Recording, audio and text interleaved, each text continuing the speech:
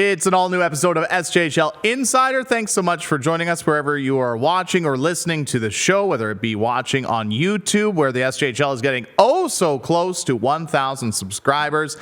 If you haven't subscribed to the YouTube channel, be sure to do that. Subscribing is free, and it's also very easy. If you have a Gmail account, just sign in to YouTube via your Gmail account and hit subscribe. It's as easy as that. And that way, you'll know when all the SJHL content is coming out on the YouTube page. But of course, you could also listen to the show wherever you get your podcast from, Apple, Spotify, you name it. Lots to get to on today's show. Of course, we have that big Game 7 to talk about between the Estevan Bruins and the Flin Flon Bombers. We're going to preview the second round series in the second round of the playoffs presented by UPL, which start tomorrow night, Friday night. And we'll also be joined by one of our favorite guests for SJHL Insider, that being the play-by-play voice of the Battlefords North Stars, Marty Martinson. One of the best interviews in the biz, to say the least. Let's bring in our co-host, Clark Munroe, who, you won't know this, he was late for the show. He walked in 30 seconds before we started. I really disagree with that statement. Well, you're outvoted. 2 out of 3 people involved with recording this show. I was in this chair for about 10 minutes before we started. I walked out for like 3 minutes and then came back in before we hit the start button. So, I mean, start button, man. I think we're okay. I think I'm okay. I think I'm getting unheralded flack here. I don't think it's required. I think I'm good. Okay. All right. Maybe that's just me. I don't know. Well, that's one third of the vote out of the people that record the show. I don't know how I'm going to sleep tonight. Before we recap Game 7, your thoughts on the whole first round as a whole from your perspective. I mean, it feels like it's been a long time. It's been a long time since we've done a show. It hasn't. No. But it's felt like it, at least for me. What was your, I guess, when you look back in the grand scheme of things of the first round, just your thoughts on it? Well, I think it played out. I mean, the top 4 teams moved on, right? Sure. Of course, out of the 8, and but it played out so excitingly to me. I think every series had its own unique set of storylines, and the fact that we go through 1 through 8, and we'll get into. We're not going to get into each series necessarily here because you guys did that on Monday really well on SJHL Weekly. But the fact that Weyburn did win that game early on in the series and just kind of added that intrigue, and Melfort and Larange played out exactly how we all thought it would. Yeah. So tight, so physical, so close, and just to have the reigning champions play the defending, not defending, the rematch of the finals last year is what I'm trying to say. Estevan, Flin Flon go down to Game 7 overtime. I mean, this, sometimes it writes itself. It's, and then to end on that, we'll get to this in a sec. Let's hear that before we start talking about that. Yeah, we figured. I mean, it's been all over social media for the last 36 hours. But if you haven't seen the highlights from Game 7 between the Estevan Bruins and the Flin Flon Bombers, here they are.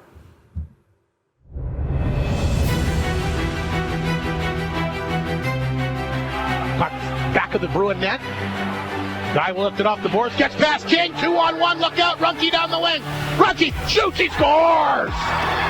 Runke gets it tight off the bar and in. And the Estevan Bruins strike first. Spike slip. You just kind of had a sense it was coming. Yeah. What a shot by Cade Runke there. Play by Miley. This is Fry. Fry, nice pass. Picked up here by Vockler. Vockler trying a nifty move. Vockler to the front of that, falls down. He's trying a penalty here. This could get some goals here. Mercer in the corner. Flin Flon on the power play. They need a goal. This is Noah Houle. Back to Von Strecken. Had the stick cocked. Flips that through. Knocked down midair. Great play by Keegan Little again. Boy, these Bruins, they've played a picture-perfect game so far. I got to hand it to them. They're making it really tough here tonight. King will take the pass. He'll take off. King across the line. Back up front. Mercer scores! Power play goal! Ethan Mercer evens it. And the Bombers do exactly what they have to do here. As they tied the hockey game.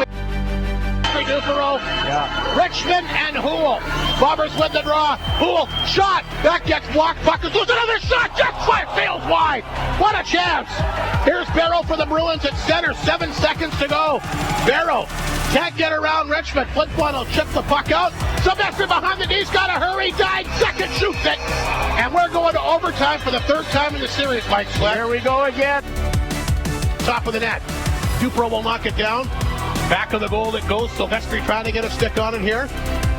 Bombers with that lethal power play. They do have a power play goal in the game. Babic, though, knocks it down, gets it past Richmond.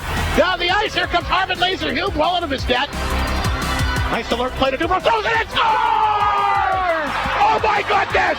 Oh, my goodness! Off the boards and in! Erdlicka displays the puck. Bombers going to Humboldt. So I gotta say, obviously, I was at Game 7, so I didn't get to hear Rob Hart's call of it until getting back to the hotel and putting it all together and everything. What a call! I mean, right? That's why Rob Hart is one of the best in the business. So good. And if I can tell you my quick story about that goal and when it happened. So I was watching on my phone on Hockey TV. And get your subscription today, $29.99, as you can watch the second round in the SJHL finals. We're on the road to Cantera Seeds Cup. There you go. I was just about to say that, so thank you. But I was watching it on my phone, and you know how the play developed. The puck cleared out of the zone, and then Harmon Laser-Hume passed it over to Cole Dupereau. So as soon as the puck cleared the zone, I looked away.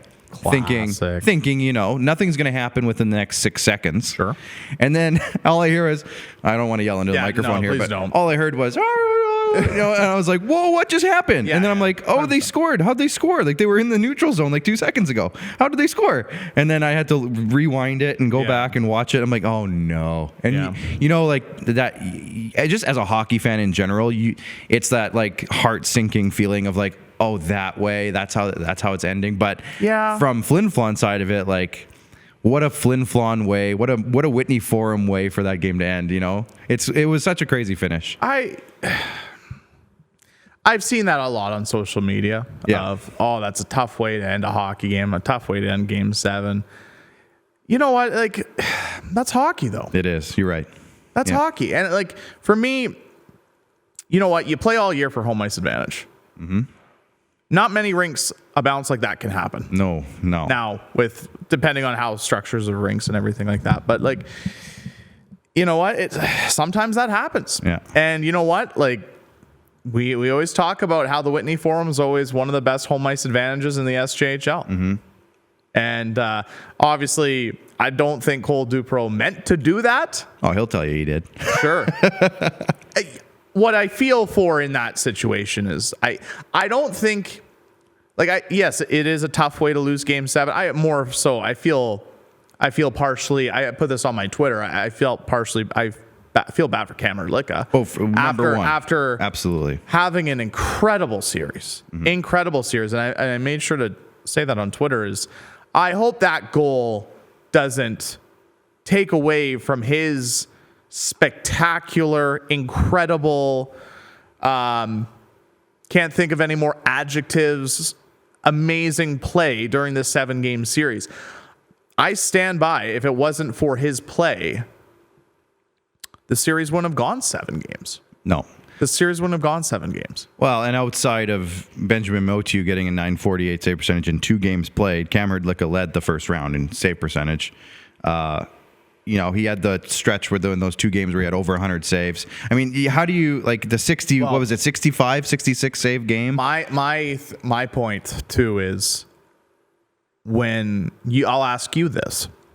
When you think about the first round of the SJHL playoffs presented by UPL and the 4 matchups, when you think about who had the best goaltending performances, who would be the first couple names you think of? Yeah, right there. Cam Erdlicka. And Dawson Smith. And Dawson Smith. Oh, yeah, exactly. There you go. Exactly. And both their teams unfortunately lost. Yeah. And shout out to Harmon Laser-Hume, too. He actually made...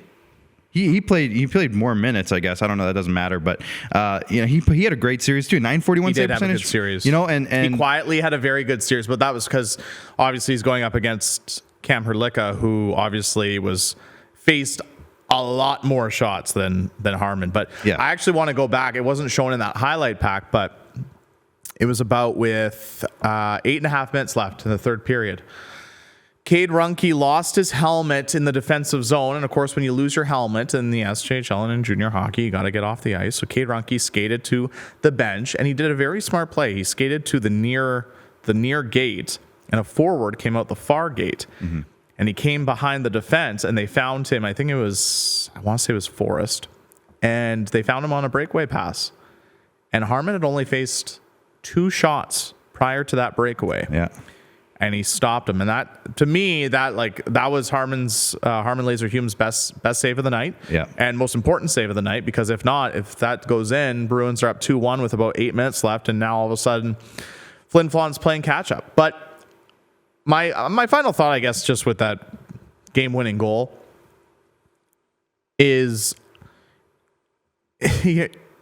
I strongly believe with how well Cam was playing in that game and how well both goalies were playing in that game, it was going to take a weird goal. It was going to take a weird goal. I was talking to Commissioner Kyle McIntyre, shout out to Commish, after, and I felt like, you know what?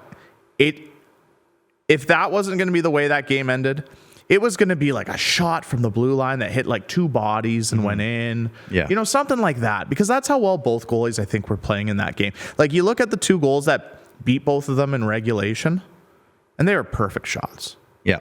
Picture perfect shots. So they were kind of similar too, like very similar. You know, far side, far corner, you know, that kind of shot. Very similar. You know, skating down the wing, and both guys, you know, what a great game though. Just you overall, know what, man, for a game 7, and it's so interesting because we talked about at the beginning of the series how Flin Flon was so banged up. Mm-hmm. But as the series got on, they got players back. Unfortunately for the Estevan Bruins, it was the reverse. Right. Yes.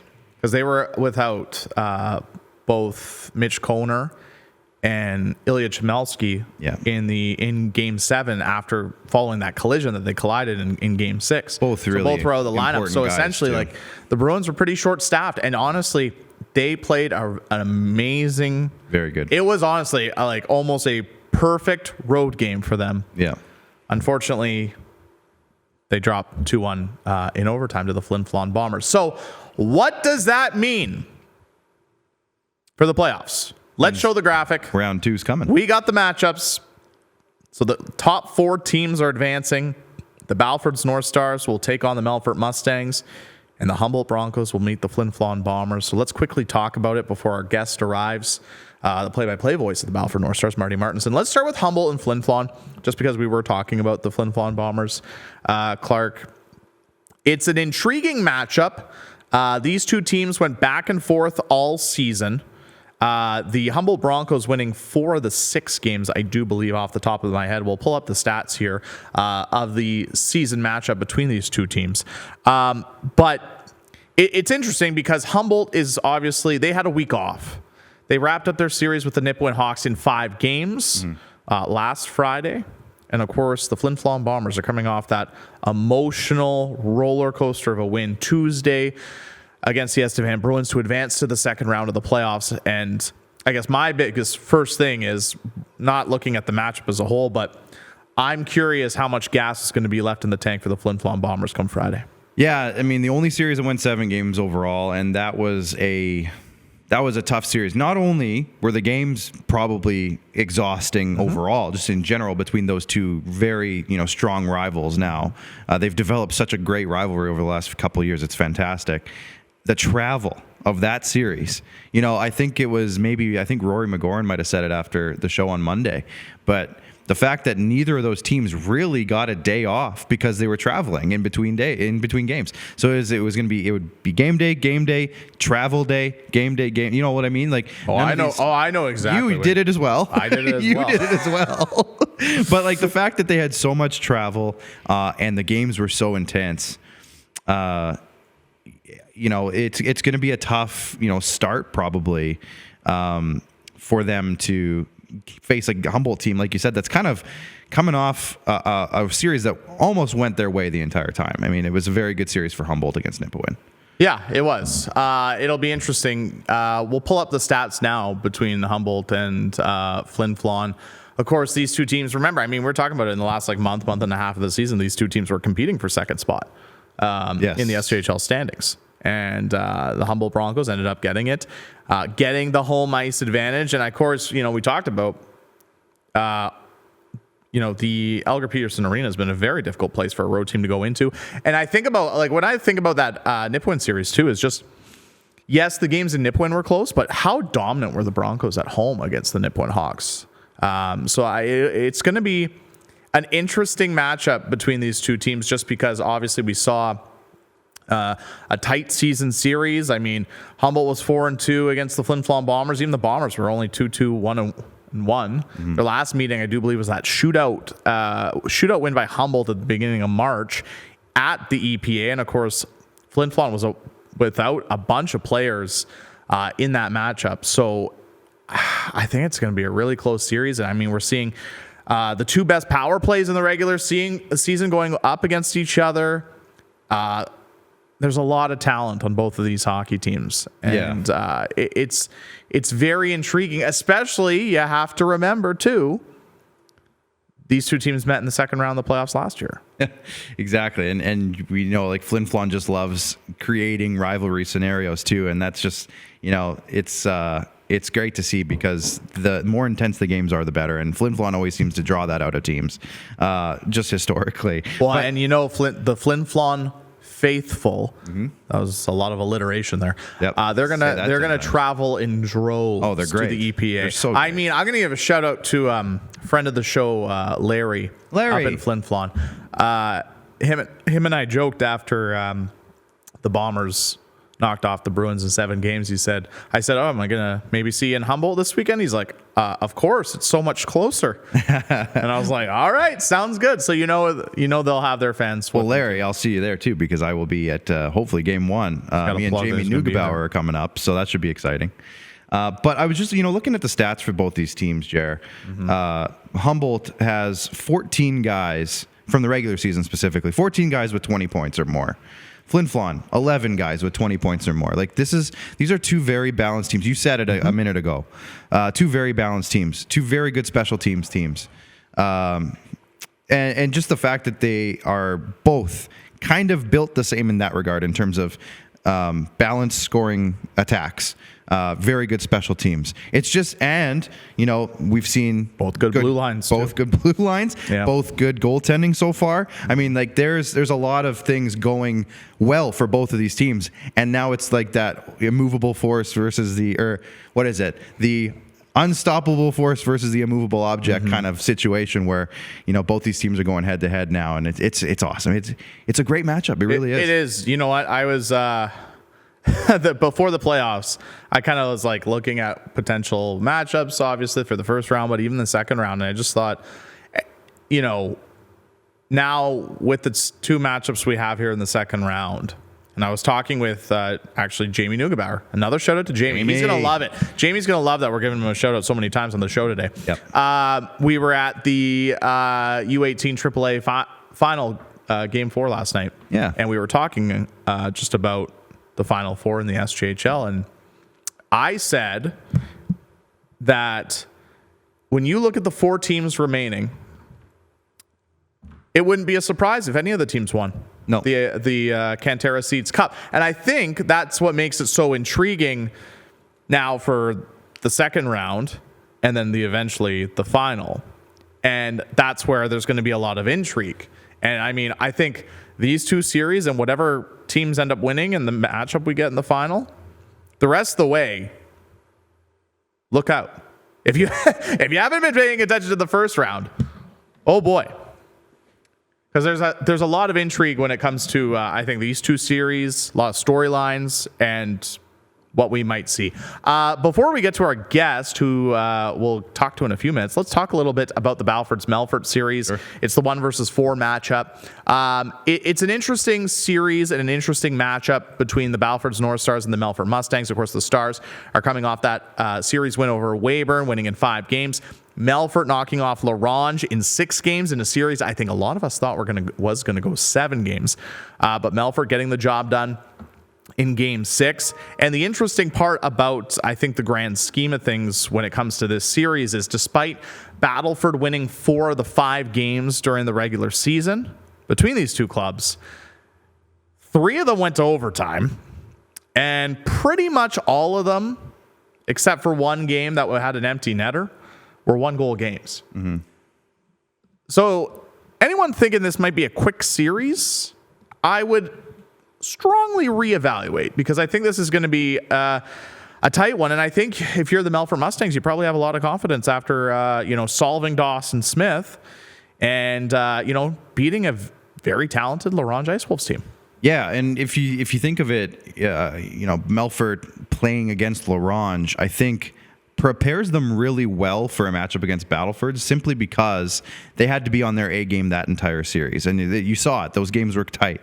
They were close. And, the margin for error was so slim. So I think with that mindset, now going into a series against Battlefords, who, in typical Battlefords fashions, has the top 4 scorers in the playoffs so far.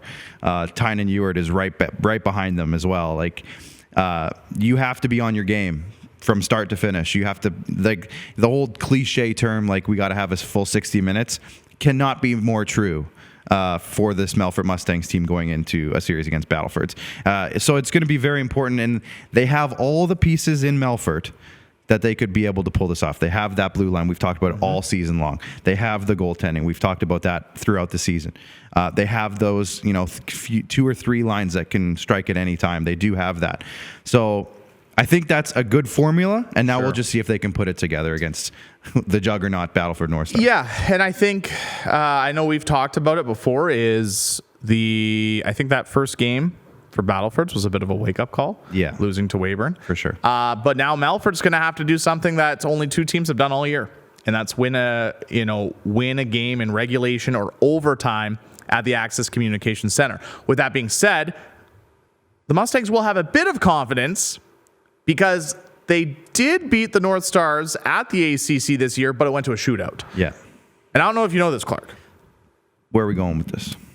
But shootouts aren't in the playoffs. I had a feeling you were going there. So that's true. But you still have confidence. You can play well in that building and you can get a result. Yeah. That's the point I'm trying to make. And to like I was just saying too, they played a couple overtime games against La Ronge, so the mindset is there for them. So they're ready for it. And I think they're ready for it. Yeah. As ready as they're going to be.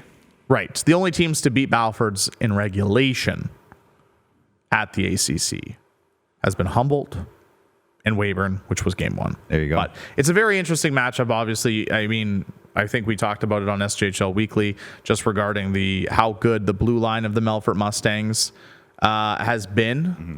And then you look at, obviously, the top 4 scorers in the league for the Battlefords North Stars up front. That's definitely a storyline. And I think another storyline, too, quietly, is going to be SASTEL Goalie of the Year, Josh Cote, going up against 20-year-old Joel Favreau. And the thing is with Joel Favreau, maybe to his standards, maybe a little bit of a slow start in the first round of the playoffs, but those last 3 games, he was very good for Melfort. Huge. And if you look at, like you said, they're neck and neck too, stats-wise.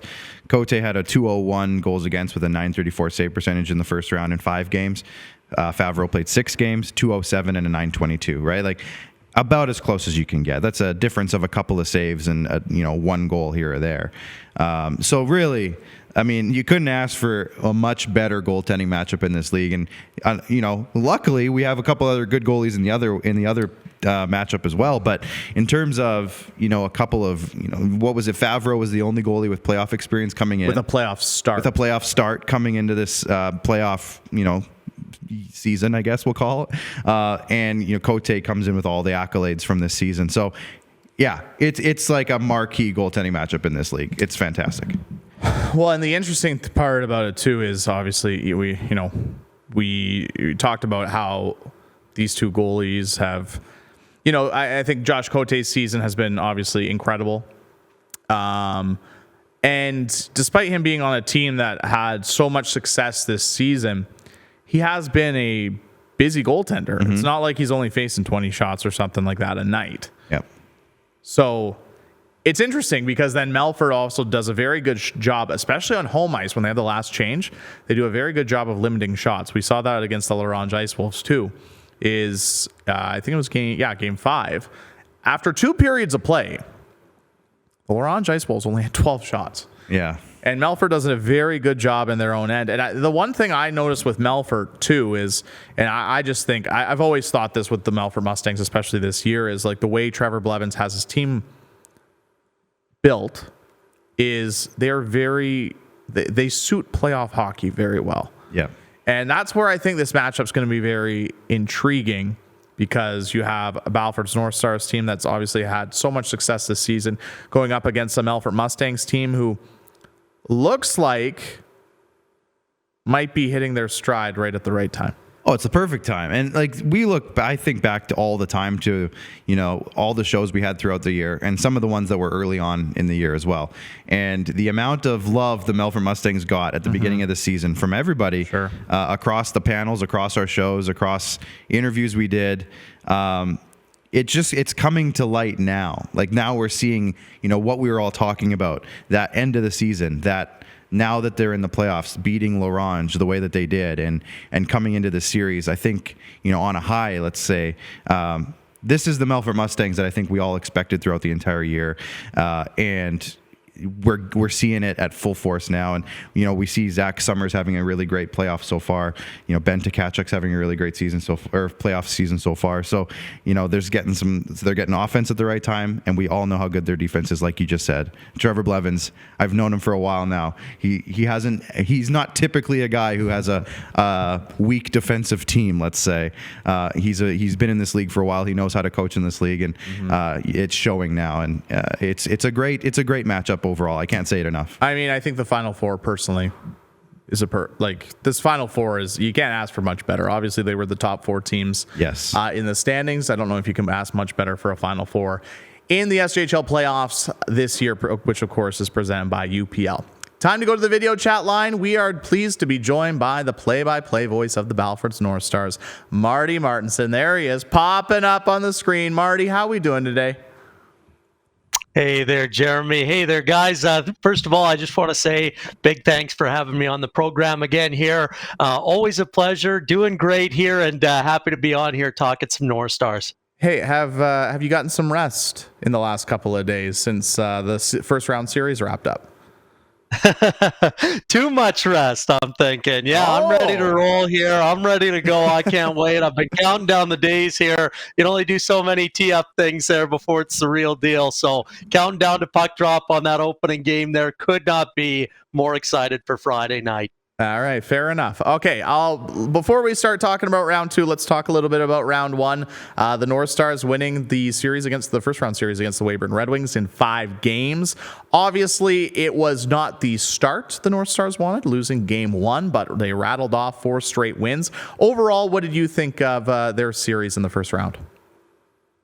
Yeah, that's a great question. I think it was a great test in that opening round. I mean, I know you guys talked about it a lot on the program there as well. For Weyburn, they may have been about 500 on the year, but coming out of really the Christmas break, they were a completely different team. They were playing their best hockey down the stretch, and we saw that in the first round. They were coming in as the 8th seed, but they came right into North Battleford in game 1 there, stole that game 1, not intimidated in the least. And as we saw with some of the rough stuff, some of the animosity, not a couple of maybe natural rivals from kind of recent years. Last time they had met in the playoffs, of course, those 2018 playoffs. So no guys left from kind of those years, but boy, oh boy, did they ever ramp up the intensity. And I think it was just a great test, exactly what the North Stars needed to really kick the playoffs off right here. For Weyburn, they were a big body team. They played fast, they played hard. But at the end of the series there, as we saw, as things went along, it was really the depth of scoring, the depth of the Battlefords North Stars, as has been the story all season long for this group, really making the difference there. Obviously, the big players on both sides were great. I know I had really teed up heading into the matchup there. 6 of the top 8 in league scoring at the end of the year as far as points are concerned, and really 6 of the top 7, because Mason was tied with Newens there in Humboldt for 7th in league scoring. So no shortage of firepower, and we saw in the series there, I mean, you look at game 1, it was the M&M duo there, the M&M connection, as I was calling them, of Mason and Morgan there on the wings, along with Jackson Hassman. All 3 of those players getting on the board with those goals for Weyburn's 3 goals in the 3-2 Game 1 win. And so it was really the big boys coming through.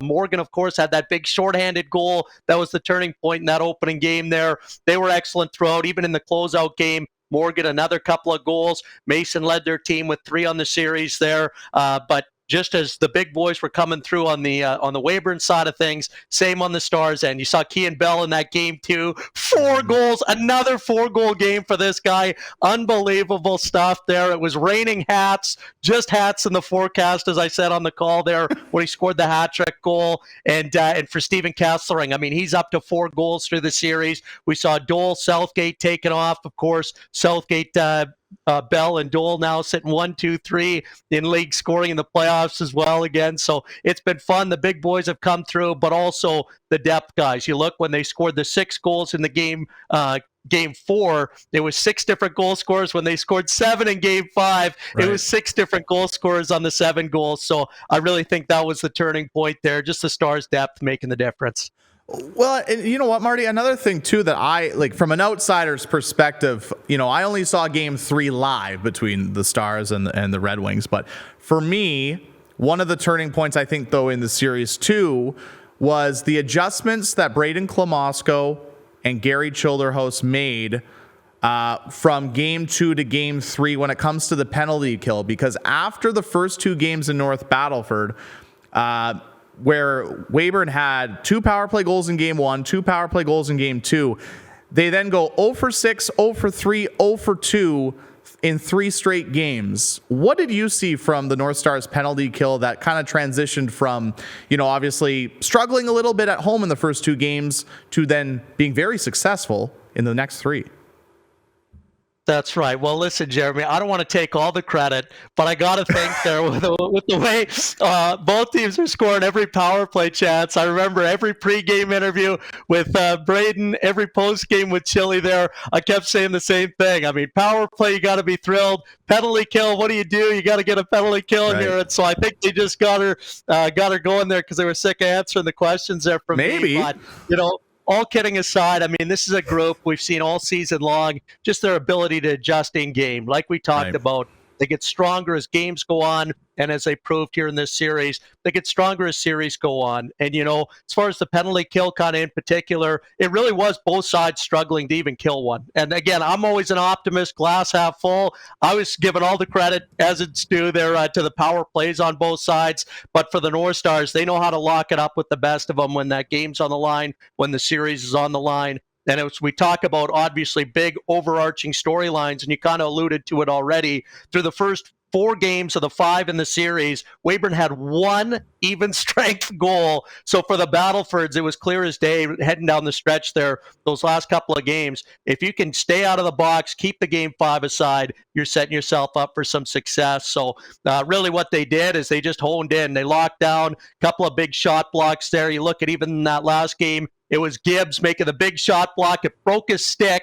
Allen hands him his stick. It's a lefty. He's a righty. Takes that stick. Jackson Allen dives out and blocks a shot there. And then it's back to Gibbs for another shot block. That was 3 shot blocks in about 30 seconds or so, 25 seconds. And that's really kind of a microcosm of what I think it was on the defensive end, on the penalty killing end. It was just all the guys buying in and saying, whatever has to be done here. If we got to dive in front of a shot here, we'll do it. And boy, oh boy, the will combined with the skill really made the difference there. And for the Battlefords, that's what we've seen from this group all year long. It's that buy-in, and it's different guys stepping up. But I'll tell you what, those 3 shot blocks combined may have not gotten any points on the board for Gibbs and Allen, but it sure got them some headbutts there, some pats on the back on their way back to the bench. Yeah, 100%. Obviously, the North Stars punched their ticket to the second round of the playoffs last Friday, wrapping up the series. A week off for the hockey team, getting some rest, of course. Rest at this time of the year is also important, but having to wait all the way until late Tuesday night to finally figure out who they were going to play in the second round of the playoffs, and now it's a date with the Melfort Mustangs. When you found out it was going to be the Melfort Mustangs, what did you think of the matchup between the Stars and the Mustangs? Well, the first thing I did there was send a message over to Matt Barrett, of course, the voice of the Mustangs, and I said, I hope you're ready here, buddy, because we're coming to town there, and likewise, obviously, they're coming to our town, NB, to fire things off this weekend, and I mean, really, I could not be more excited. I mean, you talk about rivalries in the league, and especially like apex just season series matchups from the league this season. The teams played each other, the Stars and Mustangs, 5 times. 3 of those games went to extra time, 2 of them to a shootout. And I know we don't have shootouts in the playoffs, but that just means a long overtime there. So these 2 teams extremely well matched. And as we've talked about, I know in the past, I remember coming out of the SJMJ showcase there at the end of January into February there, we played Melfort like immediately after, and I was talking to the players on the profile. I was talking to the coach as well, and I was saying, what's that going to be like? I mean, you guys were just like basically half of the team there on the one SJ team, all playing together there. The whole defense and goaltending tandem was, of course, Battlefords, then Melfort combined, and then 8 out of the 10 or 10 out of 12 forwards there were from the 2 sides as well. So these are a couple of teams, they know each other well, and again, much like how we had the high-end star power in the last series, your Masons, your Morgans, your Hassmans on the Weyburn side, to counteract, of course, the big boys of the Battlefords, your Doles, Bells, Southgates, Kesslings. You look at this series as well. I mean, Tkachuk, who was hotter than him in the second half of the season there. You got Dawson LaRue. Every time he plays the Battlefords, it seems like he's bringing his A game. Zach Summers was tied with Tkachuk. 5 points to lead the season series on their end of things there throughout the 5 games. So could not be more excited for this one. You talk about the goaltending there, just premier goaltending matchup again here, just like we saw in that first round where it was Dazza Mitchell, 39 plus stops in 3 of the games there on the Weyburn side. And of course, Josh Cote shutting the door as highlighted with his game 3 shutout there in that opening round. I'd expect a whole lot more of the same. The goaltenders need to be at their best here in this series because there's a lot of game breakers here. It's going to be fast-paced. And really what stands out is for both sides, their best players on the offensive end are also some of their best two-way forwards. So it's going to be a fun series to watch here, and I cannot wait to get it started here. I'm fired up.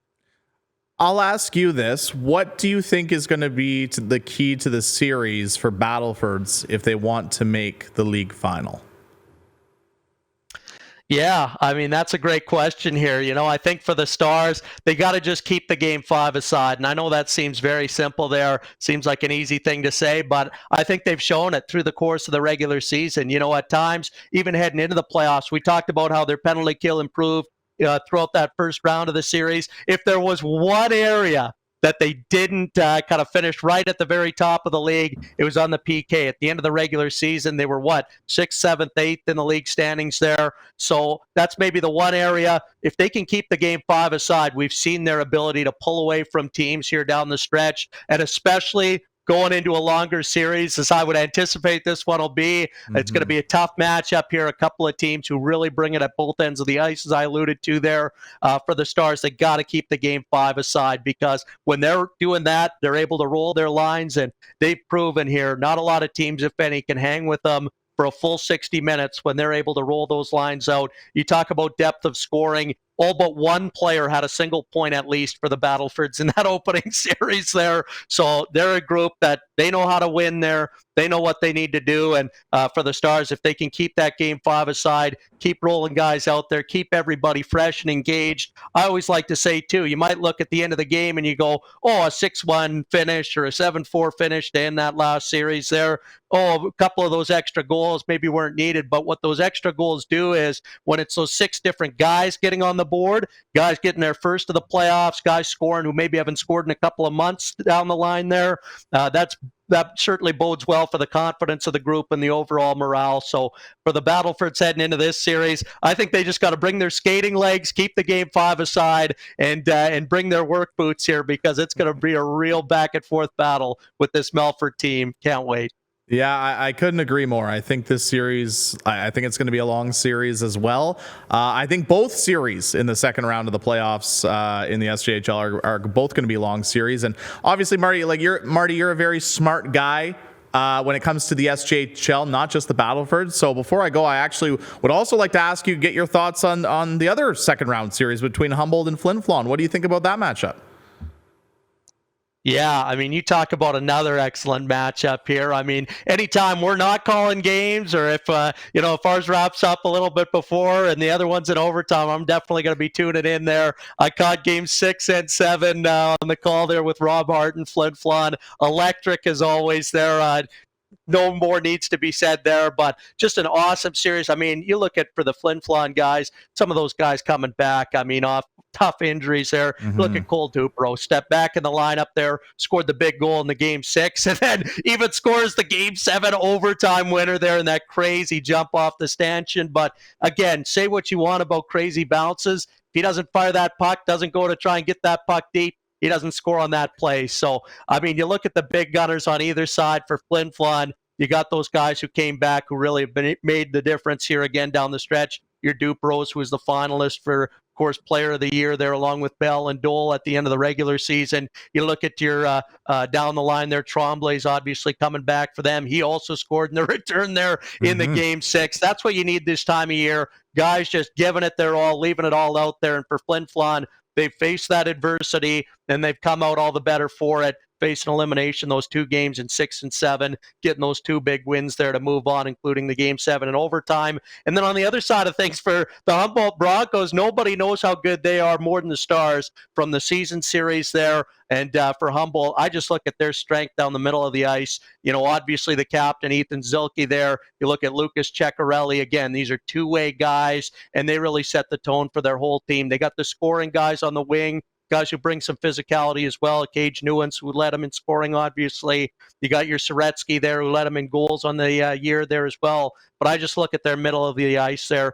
Xavier Roy there as well, down the middle. I mean, they got so many guys who can beat you down the middle of the ice. So I really look at that as their strength. And then, of course, on the blue line as well. So either way, it's not going to be a cakewalk in the finals, no matter who gets there. But I can't wait to see how it all shakes out here in the semifinals, because these are a couple of real premier matchups. And I know anybody could have won in that first round there in a majority of those series, but it's nice to see those top 4 teams from the end of the season, top 4 at the end of the year here. I don't think anyone's surprised to see each of these teams making a run, and it sure sets up a great semifinals. It sure is. It's setting up to be a great second round, and whoever comes out of both series, it's going to shape up to be a great SJHL final. Marty, thanks so much for your time. We really appreciate it, and have a great call tomorrow night, and enjoy the second round series between the Stars and the Mustangs.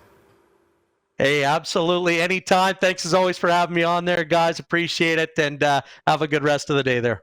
Hey, we'll see you in the second round. That is the play-by-play voice of the Battlefords North Stars, Marty Martinson. Always a good interview. Always a good chat. Always great insight. And he can't stop smiling when I listen to that. I was just going to say that too. Can't stop smiling.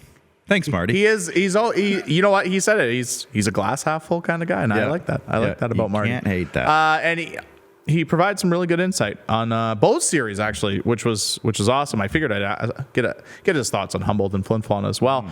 But yeah, the second round of the playoffs, it feels like the first round took forever. Turns out it didn't. Yeah. It was only 12 days. Fairly typical. Fairly typical. But we are on the eve of the second round of the playoffs presented by UPL.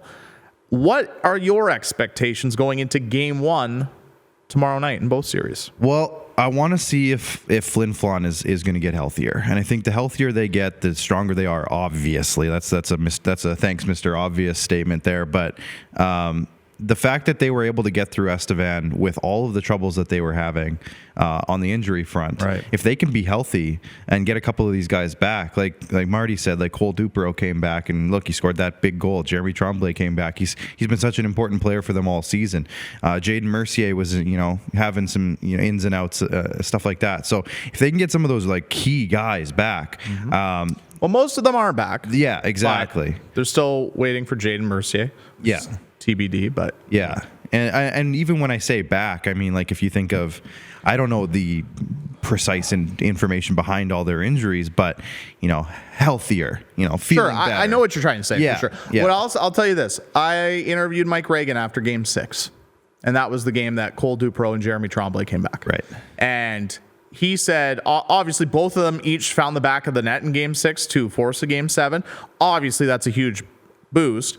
But the biggest boost that provided was a morale boost to the entire team. Yeah.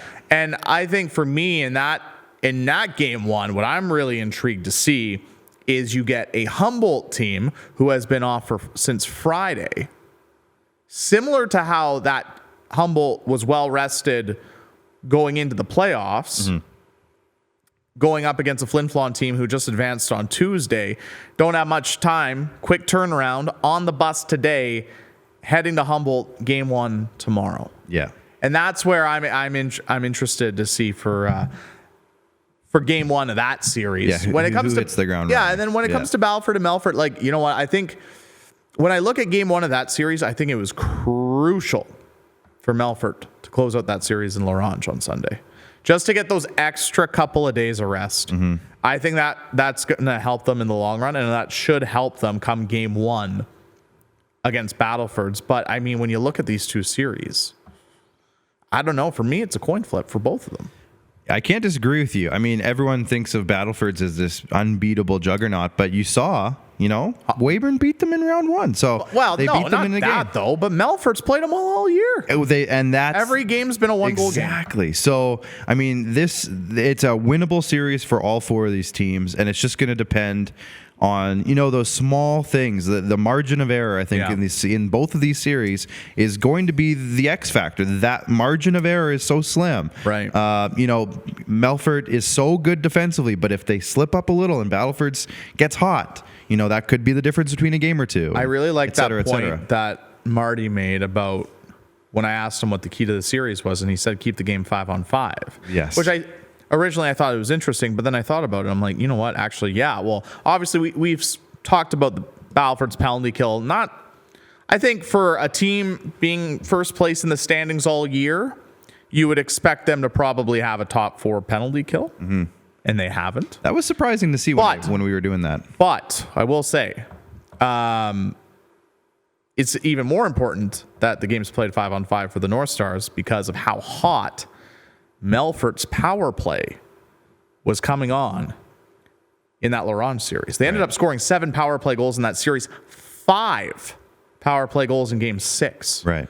So that's even more crucial. I just wanted to add on to that point because I thought it was really interesting that Marty said that. But I think they're right. I think he's right. If Battleford can keep that series at 5-on-5, I think they have obviously a really good shot of winning that series. But if Melfort can take advantage of their power plays and play as well defensively as we've talked about how well they do, they've got a really good shot in this series. Yeah, and I think special teams is also so amplified at this time of the year, right?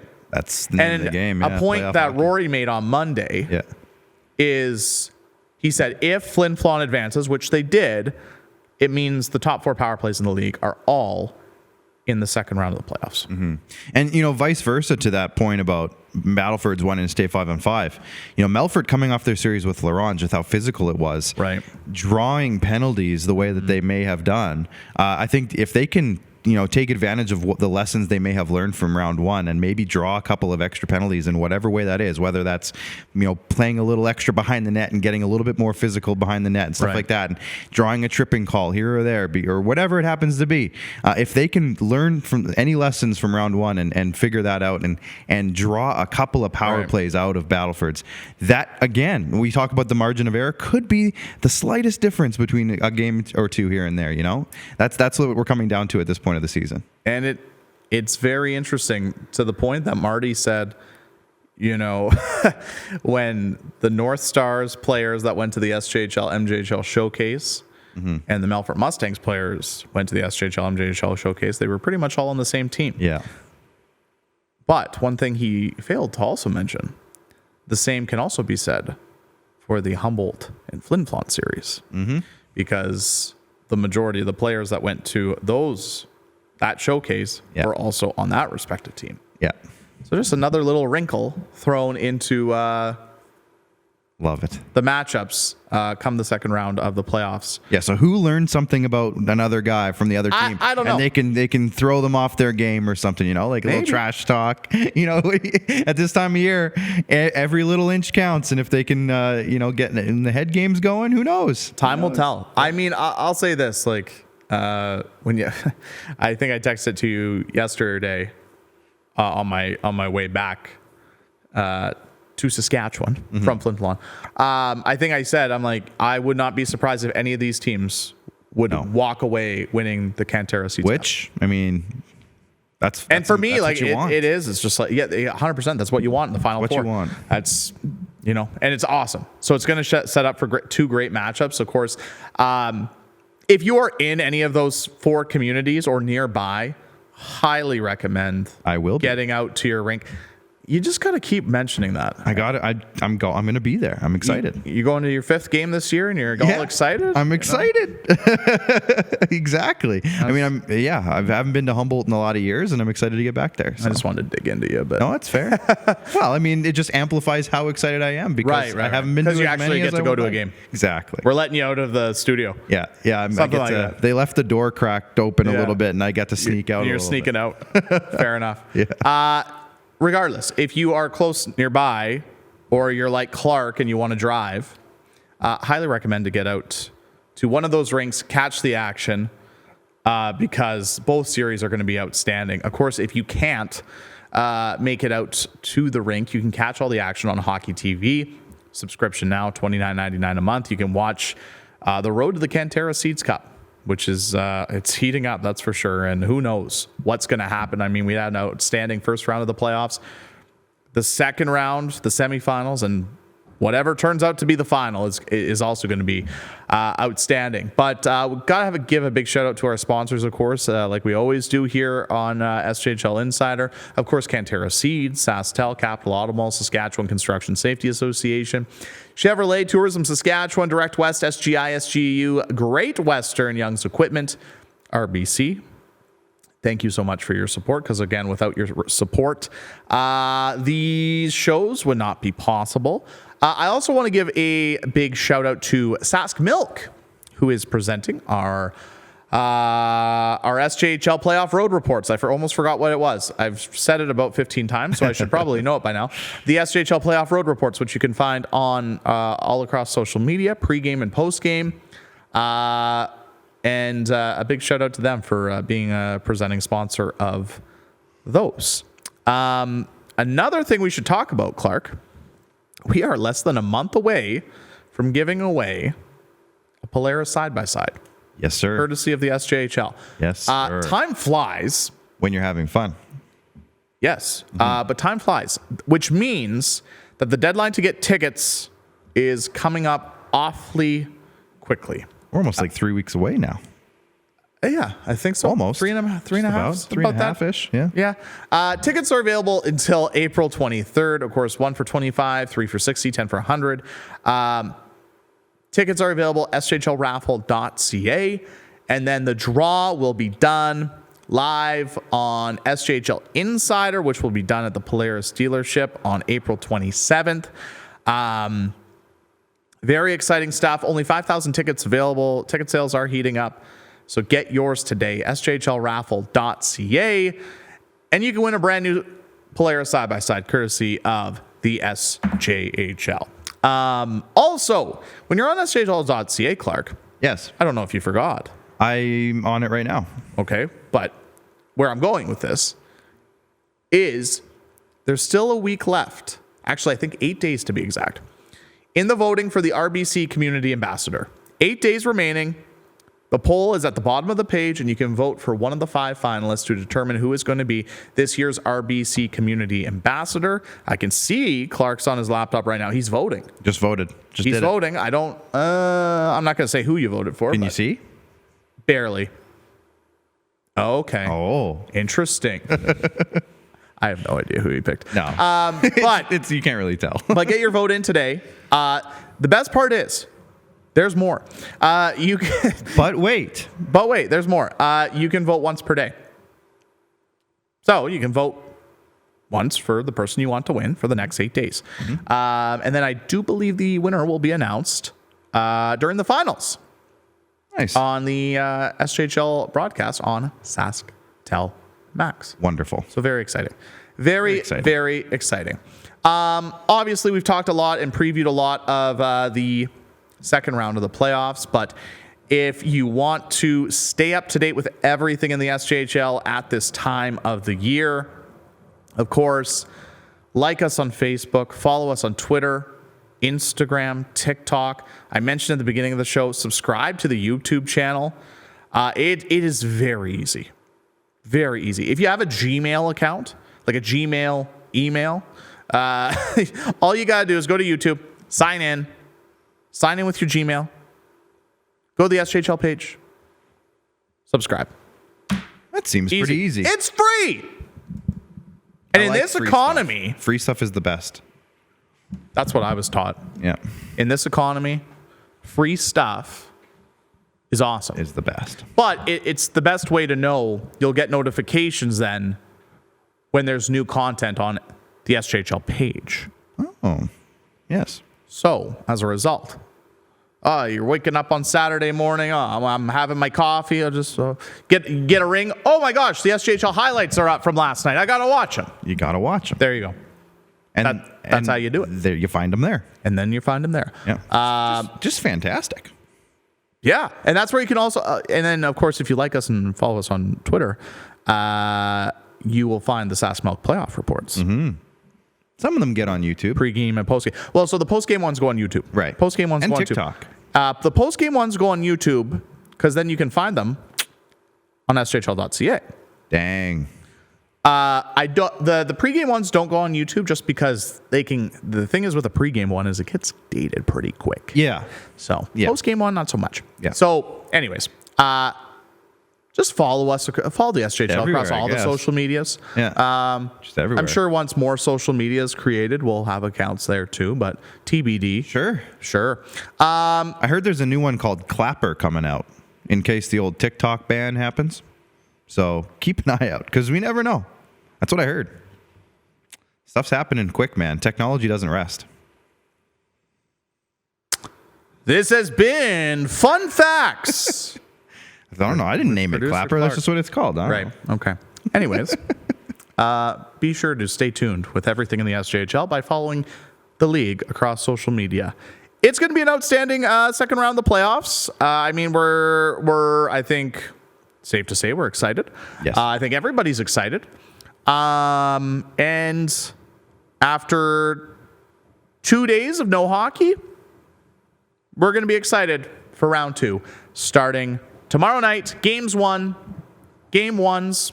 That's better. Game ones of this 2 second round series. The Battlefords North Stars playing host to the Melfort Mustangs. The Humboldt Broncos playing host to the Flin Flon Bombers. Both games get going at 7:30. It's going to be awesome. So stay tuned. Lots of great hockey coming forward in the SJHL playoffs presented by UPL. So stay tuned for everything. Stay locked to the SJHL social media. And, of course, the YouTube channel where you can watch these great programs, the SJHL Insider and SJHL Weekly. Until then, this has been another great episode of SJHL Insider. And most importantly, enjoy the games this weekend, everyone.